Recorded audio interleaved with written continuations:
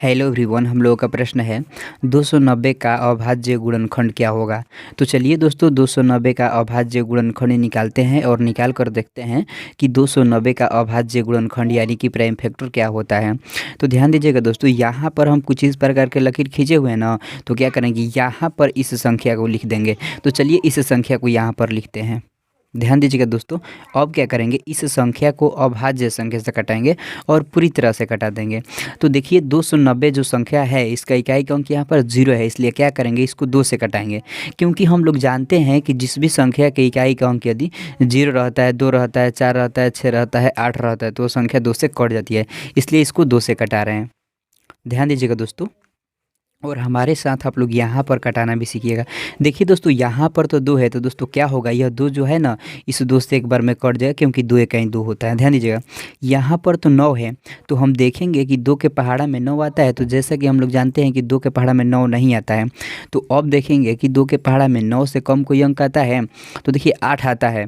इसलिए क्या करेंगे, इस 9 को 8 बनाने के लिए क्या करेंगे, इस 9 में से इस 0 के पास 1 भेज देंगे। ध्यान दीजिएगा यहाँ पर तो 9 था, लेकिन 9 में से जब हम इधर 1 भेज दिए थे कितना हो गया, 8 ना हो गया। अब क्या होगा, यह 8 जो है इस 2 से 4 बार में कट जाए, क्योंकि 2 चौके 8 होता है।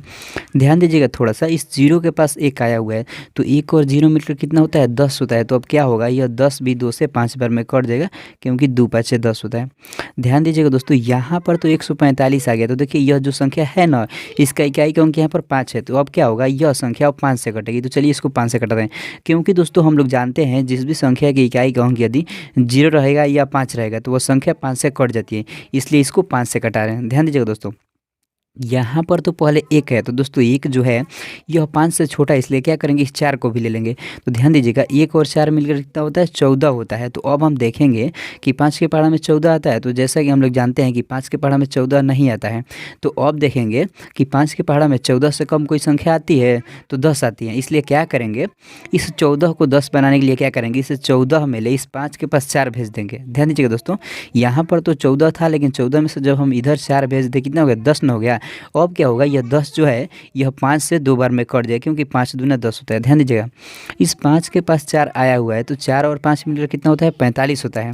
तो अब हम लोग देखेंगे कि 5 के पहाड़ा में कितने बार में 45 आता है, तो 9 बार में आता है। इसलिए क्या होगा, यह 45 जो है ना यह 5 से 9 बार में कट जाएगा। ध्यान दीजिएगा दोस्तों यहाँ पर तो 29 आ गया। तो जैसा कि हम लोग जानते हैं 29 एक अभाज्य संख्या है, तो 29 को 29 से कटा देंगे तो यह एक बार में कट जाएगा।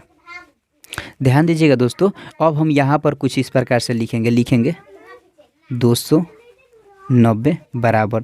देखिए दोस्तों 290 जो संख्या है एक बार 2 से कटा है और एक बार 5 से और एक बार 29 से, तो सभी को क्या करेंगे गुणे के रूप में यहाँ पर लिख देंगे। तो चलिए लिखते हैं 2 गुणे 5 गुणे 29।